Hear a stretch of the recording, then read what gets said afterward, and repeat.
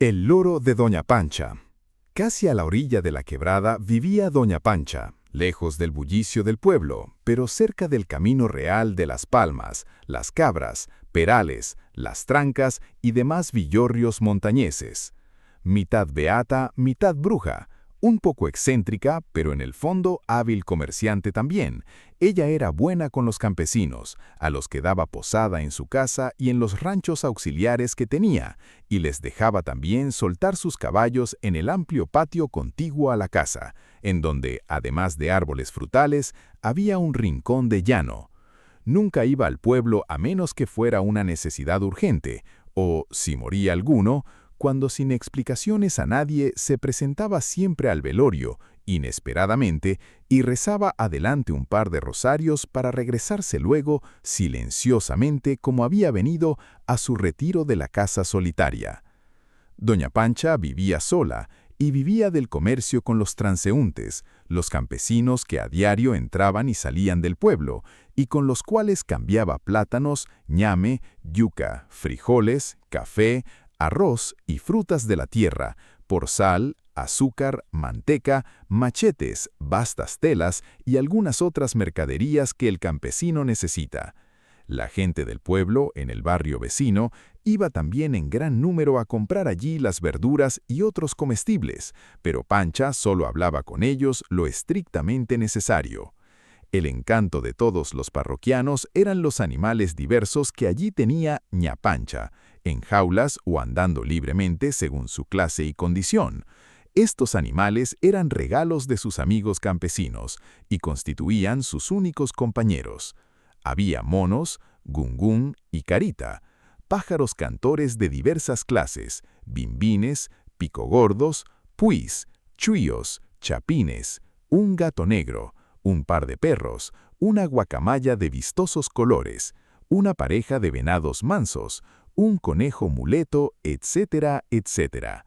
Pero la atracción principal para todos era el loro, un loro verde y grande como los de Tonosí, con blanco pico y ojos rojizos brillantes y expresivos, y un collar de plumillas amarillentas entre la cabeza y el cuello. Como Doña Pancha vivía sola con sus animales y nadie sabía a ciencia cierta de dónde había venido, y como era además rara y misteriosa en sus costumbres, decían la gente que ña Pancha tenía algo de bruja o hechicera, y que ese loro no era como todos los loros, porque no solo era parlanchín y repetía todas las cosas que oía, sino que miraba y escuchaba y actuaba como la gente. Y hubo hasta quienes llegaran a pensar que quién sabe si era un duende o alguna persona embrujada que ña Pancha con sus poderes sobrenaturales mantenía allí cautiva. El hecho es que el loro llamaba la atención de todo el mundo por sus acciones extraordinarias. Parado en su estaca, estaba atento a todo lo que pasaba a su alrededor.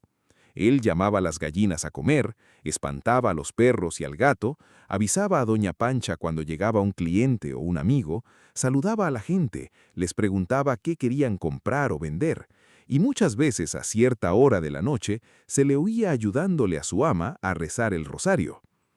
Pero sobre todas las cosas, lo que más extrañaba y más captaba la imaginación popular era ese modo de mirar del loro, esa extraordinaria expresión de inteligencia y esa comprensión de las cosas que parecían humanas. Un día, el loro había dejado su estaca y había salido a dar un paseo por el patio. No podía volar mucho porque con una ala recortada, a pesar de que con el tiempo le habían crecido bastante las plumas, no podía hacerlo muy bien. Pero revoloteando un poco y agarrándose para subir con el pico y con las garras, se fue trepando, de rama en rama, en un árbol de mango muy grande que en patio había, hasta llegar a las ramitas más altas. Desde allí contemplaba los tejados de las casas más cercanas, la quebrada, el llano, y allá, un poco más lejos, las primeras colinas. Soplaba una brisa un poco fresca del suroeste, y grandes y negras nubes se veían acumulándose en el horizonte. Los gallinazos volaban en círculos concéntricos, primero muy alto, luego más y más bajo a medida que iba arreciando el viento, y finalmente bajaban en picada, con las alas recogidas, hasta buscar el refugio de algún árbol cercano. Se vio la culebrilla de un relámpago y oyóse luego la detonación de un trueno.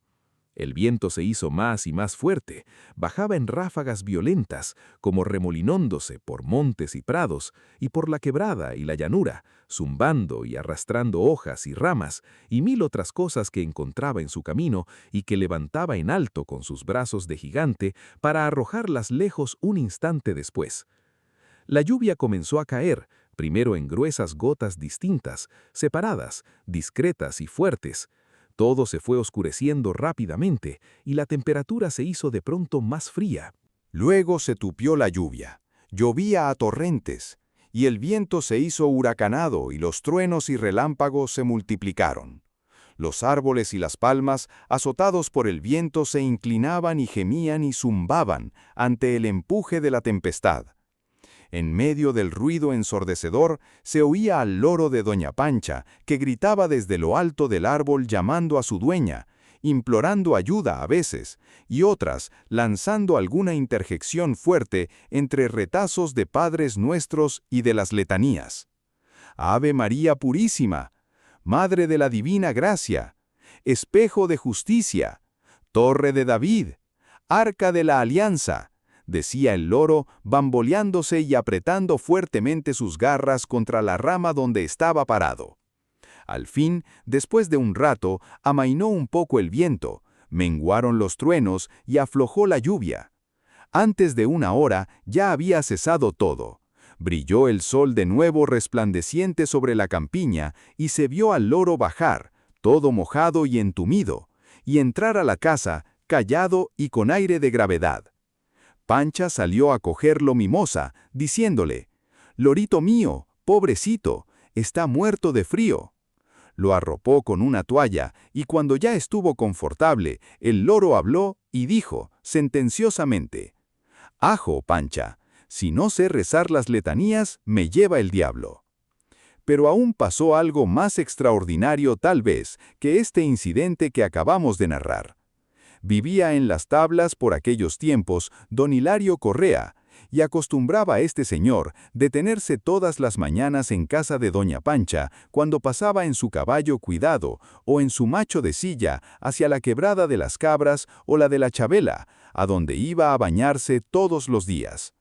De tanto oír hablar al loro de doña Pancha y de presenciar sus hazañas, fue tomando tanto interés en él que trató de comprárselo a la señora. Esta al principio no quería vendérsela, pero fue tanta la insistencia de don Hilario y la cantidad que le ofrecía tan halagüeña que al fin convino doña Pancha en vendérselo. Y aquí fue Troya.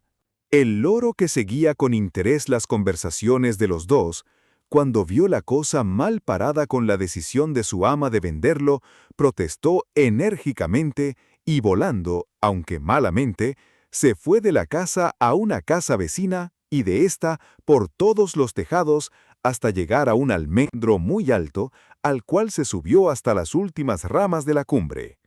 Y desde allí comenzó a gritar su desventura. ¿Venderme a mí después de tantos años de consideraciones y buen trato? ¿Después de estar juntos tanto tiempo y de quererla yo tanto? Eso no puede ser. Es una ingratitud. Testigos presenciales que aún viven aseguran que estas o parecidas palabras decía el loro y que lloraba y se quejaba como la gente.